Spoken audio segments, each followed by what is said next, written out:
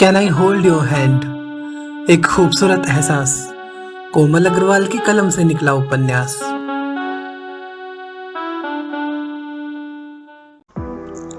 Dear listeners, आप सुन रहे हैं can I hold your hand, एक खूबसूरत एहसास का 5वां भाग मेरे यानी कोमल अग्रवाल के साथ। कहानी के पिछले भाग में आपने जाना कि देहरादून से आई शेखर के दोस्त पाखी से मम्मी तरह तरह के सवाल करती है और उसके परिवार के बारे में जानने को उत्सुक है। शेखर को अब तक किसी भी लड़की में उन्होंने इतनी दिलचस्पी लेते हुए देखा ही नहीं था।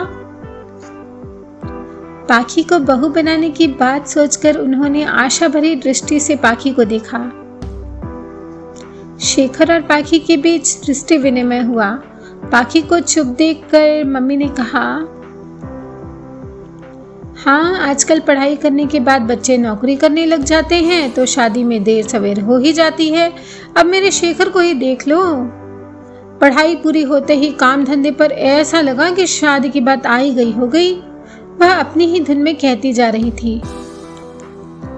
जामनगर में इसकी बड़ी बहन है सुमन और छोटी सुरभि कलकत्ता में बस गई है। अभी 2 महीने पहले ही तो हमने उसका ब्याह किया है।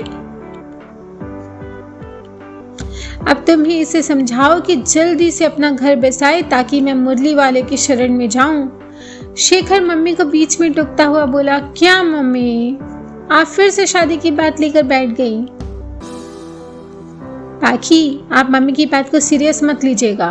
ये जिससे देखो शादी पर प्रवचन देने लगती हैं। शेखर ने माहौल को हल्का करते हुए पाखी से कहा। मम्मी ने उसका विरोध करते हुए पाखी का सहारा लेना चाहा। देख रही हो बेटी, कैसे शादी के नाम से चिढ़ता है। अब तुम ही इसे कुछ समझाओ। मुझे भी तो बहू की चाह है और क्या मेरी चिंता बेवजह है, बेकार है? पाखी ने उसके भीगे स्वर को सुन उनके हाथों पर हाथ रखकर कहा, नहीं आंटी, एक माँ की चिंता कभी भी बेवजह बेकार नहीं हो सकती। मम्मी बोली, तो अब तुम ही इसे कुछ समझाओ। शेखर ने बीच में कहा, हाँ हाँ, मैं इन्हें समझा दूंगा कि ये मुझे समझा दे। अब तो ठीक है ना मम्मी? सब उसकी ये बात सुनकर हंसने लगे। फिर मम्मी ही बोली, अच्छा, इसे घर और बगीचा तो दिखा दो, इसका मन बहल जाएगा। चलिए, अब मम्मी का ऑर्डर है तो दिखा ही देता हूँ, उसने पाखी से कहा। आप भी चलिए ना हमारे साथ, पाखी ने मम्मी से कहा। मम्मी ज्यादा चल फिर नहीं सकती क्योंकि उन्हें घुटनों में दर्द की शिकायत है, शेखर ने बताया।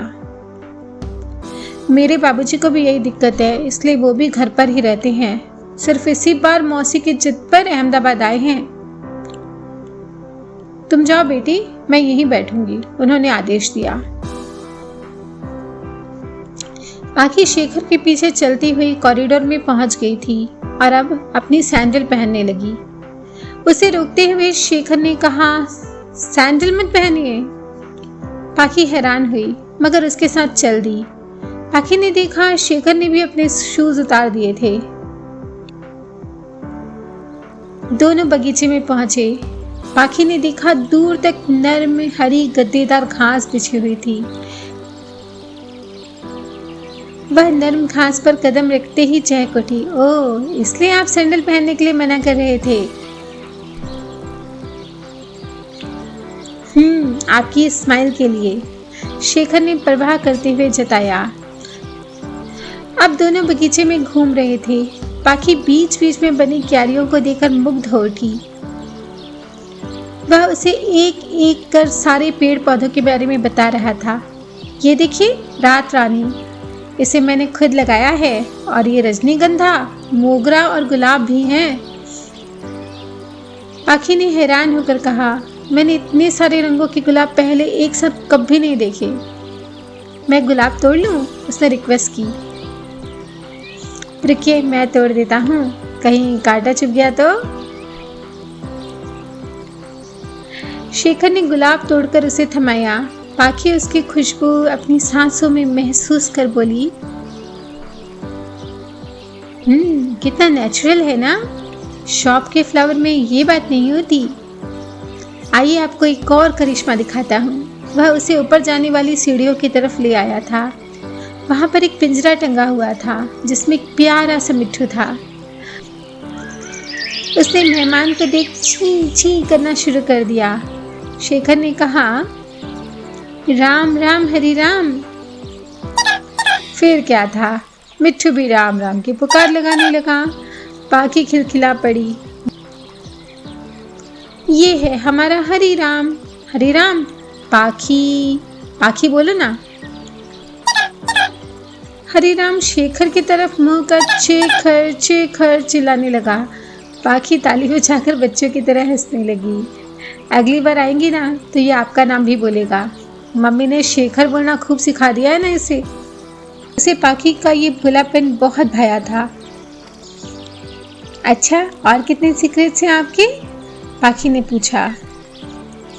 शेखर उसे सीढ़ियों की तरफ घुमाते हुए बोला, कोई सीक्रेट विक्रेट नहीं है, ये सब तो मेरी जिंदगी का हिस्सा है। 2 ही तो शौक है मेरी, म्यूजिक और गार्डनिंग। फर्स्ट फ्लोर पर क्या आपका रूम है? पाखी ने कहा। तभी तो आपको दिखाने ले जा रहा हूँ। दोनों बातें करते करते सीढ़ियों से ऊपर रूम के सामने पहुंच गए थे। एक बड़ा ही आलीशान हॉल था जिसके सामने लगे सिल्की पर्दे बड़ी बड़ी खिड़कियों से आती हवा से हिल रहे थे और उनमें लगी छोटी छोटी घंटियां बजती हुई बहुत ही कर्णप्रिय लग रही थी। शेखर की एक बड़ी सी पोर्ट्रेट दीवार पर टंगी हुई थी जिसमें वह किसी राजकुमार सा ही प्रतीत हो रहा था।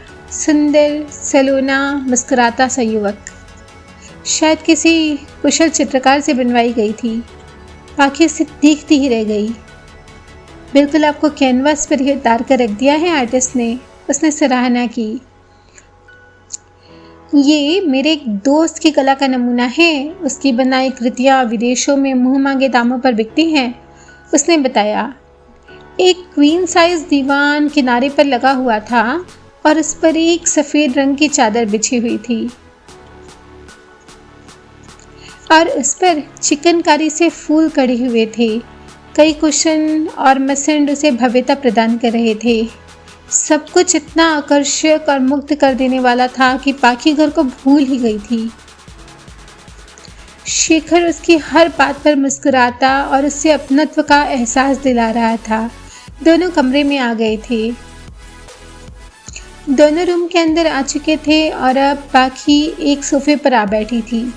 वह बिल्कुल घर जैसा ही महसूस कर रही थी। उसने खुद ग्लास में डालकर पानी पिया और शेखर को भी दिया। गुड, मुझे आपसे यही उम्मीद थी। थैंक्स, शेखर ने कहा। ऐसा नहीं लग रहा कि आप मेहमान हैं और मैं मेजबान? वह मुस्कुराते हुए पूछ बैठी। मुझे आप मेहमान के रूप में अच्छे नहीं लग रही थी, अब ज़्यादा ठीक है। शेखर ने दिल की बात परोक्ष में कह दी थी। अब वह पाखी से खुलकर बात करने के मूड में आ गया था। पाखी जाने किस आशंका से सहम गई और बात बदलने के लिए जैसे इधर उधर कुछ खोजने लगी। तभी उसकी नज़र दाहिनी ओर बनी शेल्फ पर गई जिस पर कई किताबें सजी हुई थी। स्ट्रेंज, आप किताबें भी पढ़ती हैं? उसने पूछा। बिजनेसमैन क्या किताबें नहीं पढ़ सकते? शेखर ने भी सवाल किया। जी वो मैं। पाखी अपने कहे गए वाक्य पर लज्जित हो गई। मेरा वो मतलब नहीं था। वह अपनी बात पूरी भी नहीं कर पाई थी कि शेखर ने उसके हाथ पर हाथ रख सांत्वना दी। मैं जानता हूँ, परेशान होने की बिल्कुल भी ज़रूरत नहीं है। एकांत कमरे में उसे अपने जिस्म में शेखर के छुअन से झुरझुरी सी होती महसूस हो रही थी। उसने अपना हाथ हटा कंधे को आंचल से ढका। शायद आपको ठंड लग रही है, कहते हुए शेखर ने कमरे का एयर कंडीशनर बिल्कुल कम कर दिया। कौन सी किताब पढ़ रही हैं आजकल? पाखी ने बचने के भाव से पूछा। फिलहाल तो एक जीती जागती लड़की को पढ़ने की कोशिश कर रहा हूँ, पर वो है कि अपने पन्ने खोलती ही नहीं। शेखर ने शोखी से उसके चेहरे पर नजरें जमाते हुए कहा। पाखी अपने प्रति उसके आकर्षण को महसूस कर सर से पांव तक कांप गई। मैंने कोई गलत बात कह दी? शेखर ने पूछा। कुछ पन्ने इतने काले होते हैं कि उन पर नजर डालने से भी डर का एहसास होता है। कहते कहते पाखी गंभीर हो गई। सो फ्रेंड्स, ये था शेखर और पाखी के दिल का अनजाना अनछुआ एहसास। आखिर पाखी की जिंदगी के वो कौन से पन्ने हैं जिन पर नजर डालने से शेखर को डर का एहसास हो सकता है? आखिर वो कौन सी बात है जो पाखी को शेखर से दूर रखे हुए है? आखिर शेखर पाखी से प्यार का इजहार डायरेक्टली क्यों नहीं कर पा रहा है? चलिए ये सब जानेंगे कहानी के अगले भाग में, मेरे यानी कोमल अग्रवाल के साथ।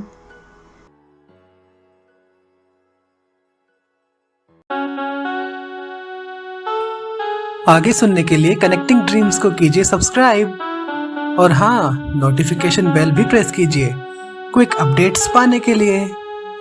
पसंद आया तो लाइक का बटन जरूर दबाइए, शेयर कीजिए अपने फ्रेंड्स एंड फैमिली के साथ और अपनी फीलिंग्स शेयर कीजिए हमसे कमेंट्स के द्वारा। Stay tuned with connecting dreams. Thank you.